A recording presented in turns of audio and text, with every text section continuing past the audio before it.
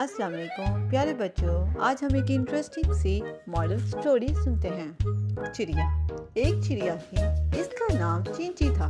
एक दिन की बात है कि चिंची चिंची चिड़िया गाय के पास बैठी थी और वो दाने चुग चुग कर खा रही थी। अचानक गाय ने गोबर कर दिया और चिड़िया उस गोबर में दब गई और वो उड़ ना सकी। दूसरी तरफ से एक कुत्ता आ गया। चिड़िया ने उससे कहा कि भाई कुत्ते, मुझे निकाल। कुत्ते ने कहा कि मैं अगर निकालूंगा तो मैं तुझे खा लूंगा। चिड़िया ने कहा, हाँ खा लेना। कुत्ते ने चिड़िया को गोबर से बाहर निकाला। अब चिड़िया ने कहा, मुझे दो तो ले। कुत्ता चिड़िया को नल पर ले गया और चिड़िया को धोकर उसे खाने लगा। चिड़िया ने कहा, मुझे सुखा तो ले, फिर खा लेना। कुत्ते ने चिड़िया को धूप में रख दिया। थोड़ी देर में चिड़िया के पर सूख गए और वो फिर से उड़ गई। कुत्ता मुंह देखता रह गया।